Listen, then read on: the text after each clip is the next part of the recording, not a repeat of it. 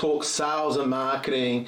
We're going to talk real life. We're going to do this every fortnight, and we're going to. The goal with this, we've discussed it. The goal of this is to give people some raw, ready, what's happening now. We're lucky enough to deal with a lot of businesses. We're lucky enough to do strategy sessions and high performance reviews every week. Sometimes, some days we do 2 of them. Yep. We're talking to business owners all the time, and I think so. In this series, we're going to use it on the podcast, but we're also going to put it on our YouTube channel. I really want to use it as a way to educate businesses more, give them some insights, give them some usable stuff. So, start of the financial year, you're out talking to businesses all the time. What are they saying to you? Yeah, look, it came around fast, right? But one of the questions I'm getting asked constantly is, how much should I allow for my marketing budget? Yep. So people want a clear percentage of whatever their overall income is, right? Yeah. But it doesn't really work like that. I think you've got to take a step back and look at what a client's worth to you. Yeah. And how much you're prepared to invest to bring a client on board. Yeah. And then work back from there. Yeah. I think also, you've got to be prepared, that mindset-wise, you've got to be prepared to, how long can you market? How quickly do you need customers in the door? That's a good question to ask too, because it will dictate what sort of strategy you would use too, right? If you really need business in the door tomorrow, well, you got to go out. You've got to find the list of old customers, reactivate them. There's a whole bunch of things that you could be doing to bring business in the door tomorrow. But if you're looking at it from a strategic perspective to grow your marketing, then looking at what percentage is probably you need to take that step back, as you said, and go, okay, what's a client worth to me? What is a customer worth? And what am I prepared to pay to get that client, and then really look back from there.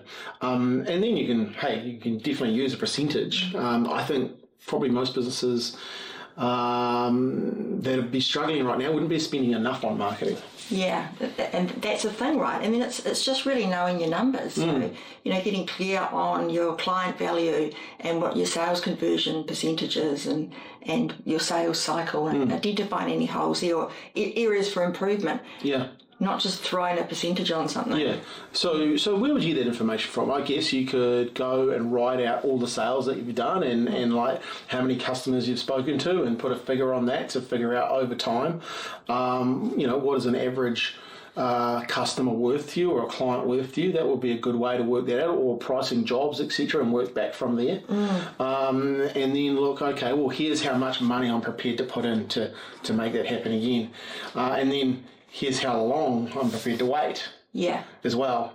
And I also think it depends on what you're doing. Are you doing performance marketing where you're just trying to generate those leads, or are you doing performance and brand? And I think that's a real important distinction for business owners to get their head around too. You've got to build your brand as well. Totally. Yeah, brand awareness is key. So, because you get asked all the time, and people say to us, I've got $1,000. Well, it's interesting when they've got $1,000. We get this, one of the ones we get all the time is they want the result of that client, right? They see that client getting results, so they want that client's results. And they've got $1,000 to spend, and it's just not realistic, right? Yeah. But in saying that, $1,000 is a lot of money. How would you make $1,000 work in today's marketing? What would you do if I gave you $1,000 to go out and market your business? Yeah, well, like you said, it depends on the product as well, right? And you've got to start with that strategy. So if you don't have a clear strategy in place, then it doesn't matter what tactics you have or you implement. It's like just throwing spaghetti against the wall and seeing what sticks. Getting clear on that marketing plan, your strategy is the foundation for your marketing house, right? So first and foremost, that's where you've got to start. Yeah.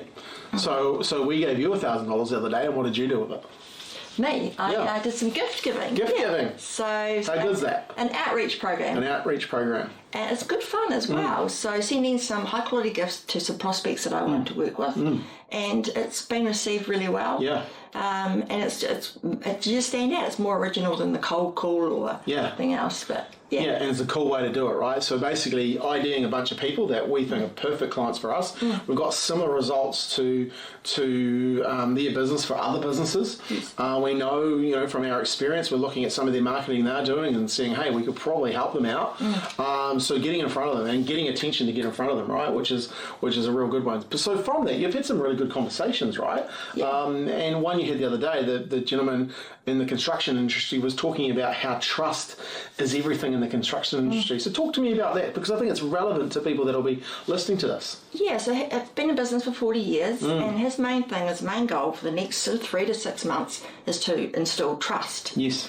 Because the market's shifted, it's been shaken up, and construction companies have fallen over. So he just wants to get out there that he's been in business for 40 years. They're established, they're growing, and that it's not about tracking leads or lead generation. It's really just about installing trust with his target market. He knows he's got a brand there, it's been around, so building on top of that trust. Because at the end of the day, buyers are cautious, right? Buyers are cautious because other businesses have gone under. There's a lot of noise in the news media about that, and so you've got to actually show up and go, hey, you know what? You're in safe hands here. And I think that's a big thing today, like getting known by the success of your customers, your clients, or in that case, your product as well, and building that on top of your brand is a great way to do it, because the leads and etc. will come. I was actually just doing a podcast with a marketing manager of a property development company, and after say 9 to 12 months, the leads are starting to come in, but they've built the trust over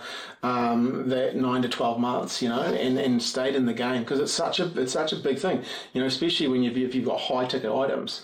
People they can't just see you once, right? Yeah, you've got to see that consistency of message, frequency of reach, so you become relevant. And when you become relevant and you've done a good job of that, people are ready to do business with you because you've built that trust with them. Yeah, they already know you, right? Yeah. And I think the power of video is going to be a big part of this moving forward. Yeah. And not everybody knows that they've been in business for 40 years. Yeah. And they've got a fantastic story to tell. There's even old tools from his granddad from the original building that are around the office. And nobody knows that. And so letting people in on that story. And we did a classic video the other day with Hayden from Megan Turbo, and it's really received really well by the market. And I was talking to his wife at the rugby the other night, and she said to me, people are reaching out to us, and they were saying, I didn't even know that you owned Megan Turbo. And it's interesting because, like video, Hayden originally didn't want to get involved in the videos. He's a bit cautious on it, wasn't sure. But now you see him on video, he does such a great job, and I think he's starting to enjoy it. And more people are starting to say, hey, really like your videos, I like what you've done here, building up more trust. He's a good operator anyway. People like him and they like the business, but he's the owner of the business, and he's stepping out of his comfort zone to do some videos, which I think any business owner listening here should be going, hey, I need to do some videos. And look, just work with a good team to do it, like work with a team that know how to make you feel, how to get your message across, and how to really professionally do it. I don't think the video is a thing, unless you're super skilled at it, or that you should be doing yourself. Yeah, and the team love it, and the clients end up loving it. Because it turns into a fun exercise. Yeah, and if you do it right, people start to notice it, and people, you get that consistency of message out there, you're frequent with your reach, and all of a sudden you become more relevant to people. And, with no doubt, video is the way of a great way of building that know, like, and trust faster, because you can share your character, you can create chemistry, you can demonstrate credibility in video. Yeah, like an example, I had a meeting a week or so ago, and with a lady that follows me on LinkedIn. We connected on me originally, and the first thing she said to me was that she felt like she already knew me. Yeah, and that's through the power of video. Yeah. And the power of getting in front of people once you've done the video, right? They feel like you know you. That's very, very cool. Great takeaway. What else have we got? What else have we got in the marketplace that we could share with people? Look, another example of someone we visited lately, so multi-location business. Yep. This was actually a result of the gift giving, that outreach. Yep. And they're a nationwide company, and they originally had one of their staff members that was on the admin team doing a little bit of marketing for them. But she got bogged down with her day-to-day work, and it's not something she was skilled in. No. So it was kind of just left. Or every now and then they'll jump in and do bits and bobs here. Yeah. And they can see the gap, and they know that they want to up their game. Yeah.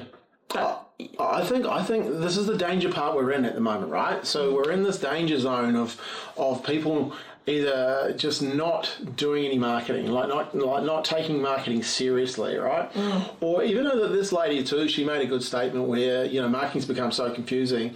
How can you employ one person to do it? Yeah. You know, and I've heard, you know, people talking, oh, we're going to hire in-house, and I kind of go, cool, you know, and knowing that we'll still be here because we work with so many internal marketing teams.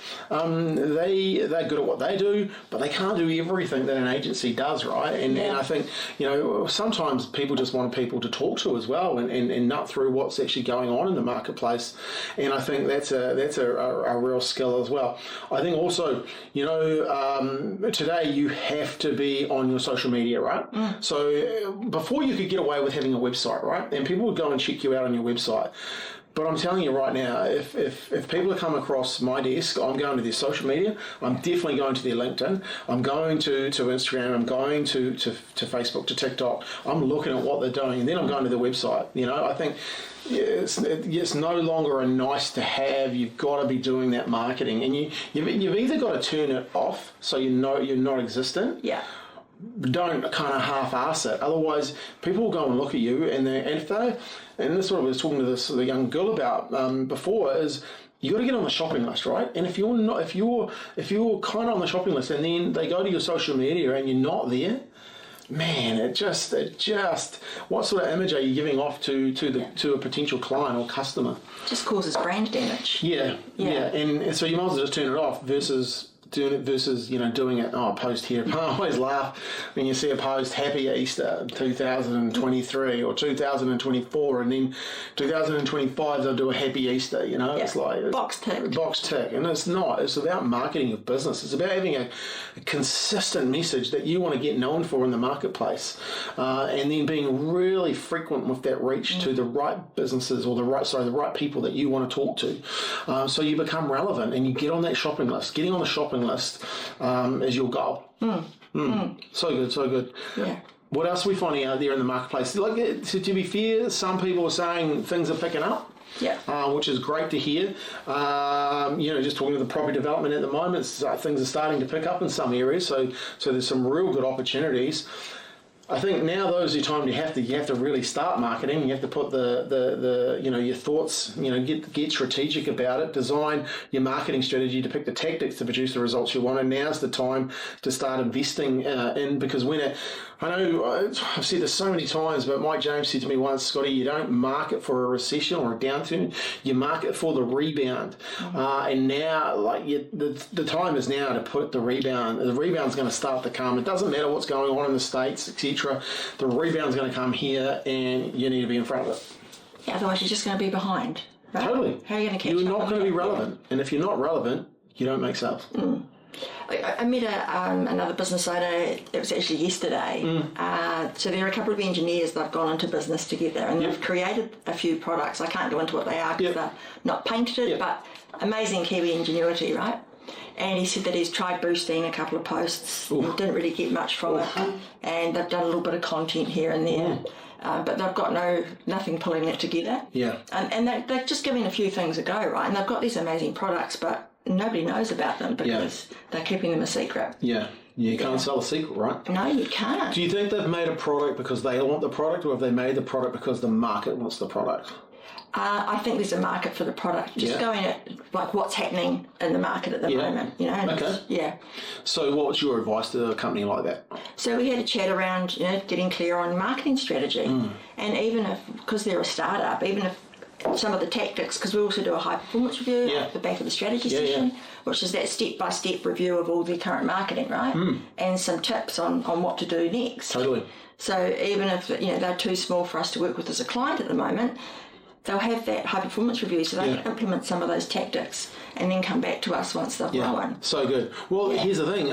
One of our new clients recently, they came to us 3 years ago. We did they were called audits back in those days, on their marketing, and we gave them all these ideas of what they needed to do and said, hey, look, we probably can't work together at the moment, but if you do this, this and this, and then come back, and they have, and they've come back so strong because they put into place they designed their marketing strategy to pick the tactics to produce the results they want. And now we're just going to put like a whole bunch of energy in behind that, and they're going to get, you know, even better results now that they're ready and they have that. So that's great advice, because look, when you're starting out, you have to have a different mindset, and you have to be more resourceful, and you have to be resourceful with the things that you've got. I always remember telling Greg from Car Money, you know, like, he needed to go and take some more videos of more utes, and I said, look, cool, just go down to the car yards, borrow a ute, stand in front of it and record your video, and then take it back, you know, half an hour. You do that with 6 different utes and you've got 6 different videos, right? You just have to be resourceful, and I think that's, we're at a time, you know, if your funds are smaller than you want them to be more resourceful with your marketing. Think outside the square. If that means coming and spending, you know, 90 minutes with our team, then that's a smart decision, because you'll jump ahead of a whole bunch of things, because we've done this so many times, right? Very cool. Yeah. What else have we got? We got anything else we need to wrap this up with? I think, you know, we're at an interesting time in the market. It's April 2025. I really think we've probably in New Zealand been through some of the worst. And there may be a few bumpy patches to go, but I think, you know, all in all, you know, now is the time to put your marketing in place. Now is the time to grow that mind share so you can grow your market share. And look, if you don't, your competitor's going to. And I think that's the, you know, like there is more opportunity out there now, you know, for business owners to do this. Like even the likes of recording a video, if you really wanted to do it yourself, you could, and you could put it on social media for free. Yeah, absolutely. There's less barriers to marketing now than ever before, right? Everyone has got a phone in their hand, right? Yeah. So the opportunities are huge. What do you think? What are you hearing from a sales perspective at the moment? What are some people? People like? Are they keen to sign up? Are they nervous about signing? What's the thing you're hearing in sales? Any key objections you're hearing? Yeah, I guess the sales cycle seems to be a bit longer, but there's more positivity out there. Yeah. Absolutely. You know, people are getting more positive about 25. Yeah. And one thing that I'm coming across quite a bit is that lots of businesses have got a company doing their email marketing, a company doing their SEO, someone doing Google Ads. Yeah. It's all over the show and they're not cohesive. Yeah. So, you know, you actually save money by bringing everything into one place and centralising it. Yeah, one source of truth. One accountability partner. I think that's why we love Marketing Partner. In our business, we have a product that really is accountable. We look you in the eye and we meet and we discuss and we brainstorm and we get results. And if we're not getting the results, we refine, we test, we measure, and we go back into the marketplace, and we're accountable for that. And I think it's hard if you've got someone doing something over here, something over here, something over here, something over here. Who's going to be accountable? And the tone of the language of it, you know, you kind of lose that because it gets lost in the noise of it. Yeah, so you have an inconsistent message, or you have a random few messages that don't have it in the marketplace. Yeah, I think we're at a time where, you know, especially with technology, technology is one of those things that's really going to help businesses progress too. So you want to be working with even on that side of things. You know, where's your one source of truth? Where are you putting all that information into? And I think now is a great time to be, you know, talking through that and doing that. All right, hey, 20 minutes. I think that's a pretty good mark to start for our first video. I'll put you on the spot. What's your favourite thing about your job?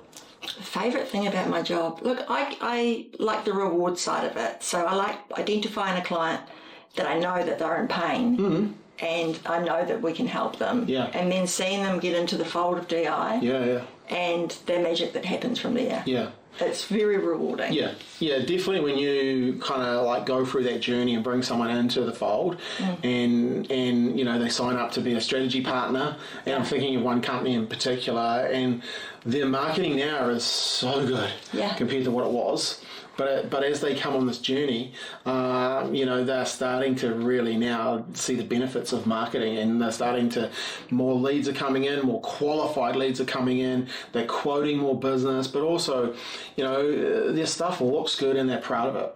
Yeah. And I think that's a real cool thing as well. So yeah, I'd agree with you. That's a great part of when you get opportunity to work with business owners and people to really help them. Because at the end of the day, business owners are really good at what they do. And this is the cool part. They're really good at what they do, but I'd say, we're better at them than marketing. And I don't say that to be arrogant. I say that because we have experience, we have depth, we have knowledge, and we couldn't do what they do. No, exactly, right? And I'd be hopeless if I had to put a tyre on or anything like that, seriously. But we know how to market. Our brains are wired that way that we know how to help people. All right, hey, thank you. Please share this video. Share it with someone out on the internet. Tag either me or Renee in it. We're going to be doing these every fortnight, and look to keep it fresh, keep it short, give you some actionable information. If it's on our YouTube channel, hit the subscribe button, and you'll see these videos come up as they are. But thanks for your time, Renee. Have fun, and go out there and have fun and celebrate your victories.